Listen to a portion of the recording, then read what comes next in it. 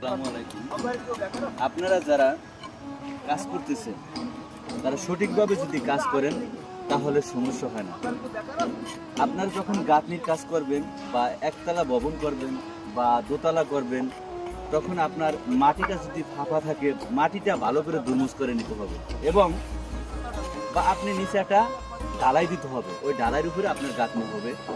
কিন্তু আপনার এমনভাবে গাঁথনি করতে হবে, এই যে দেখেন ইটের যে গাঁথনিটা, এখানের এই ইটের মাঝখানে এই জয়েন্টটা হবে, এই জয়েন্টটা হবে, এরকম জয়েন্টটা হবে, এরকম জয়েন্ট হবে, এরকম জয়েন্ট হবে। কিন্তু এই জয়েন্ট বরাবর জয়েন্ট থাকতে পারবে না। যদি জয়েন্ট বরাবর জয়েন্ট থাকে তাহলে আপনার ভবন মজবুত হবে না।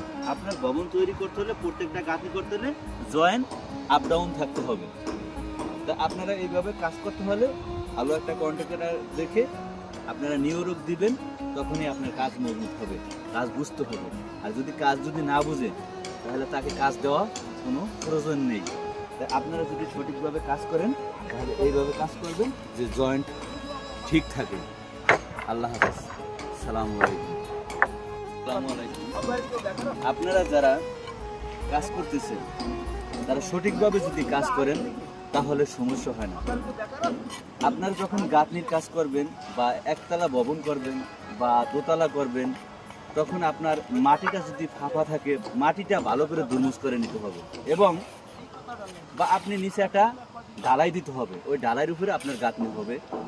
কিন্তু আপনার এমনভাবে গাঁথনি করতে হবে, এই যে দেখেন ইটের যে গাঁথনিটা, এখানের এই ইটের মাঝখানে এই জয়েন্টটা হবে, এই জয়েন্টটা হবে, এরকম জয়েন্টটা হবে, এরকম জয়েন্ট হবে, এরকম জয়েন্ট হবে। কিন্তু এই জয়েন্ট বরাবর জয়েন্ট থাকতে পারবে না। যদি জয়েন্ট বরাবর জয়েন্ট থাকে তাহলে আপনার ভবন মজবুত হবে না।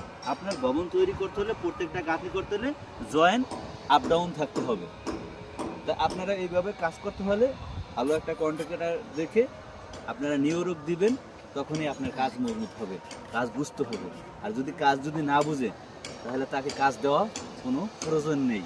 তাই আপনারা যদি সঠিকভাবে কাজ করেন তাহলে এইভাবে কাজ করবেন যে জয়েন্ট ঠিক থাকে। আল্লাহ হাফেজ।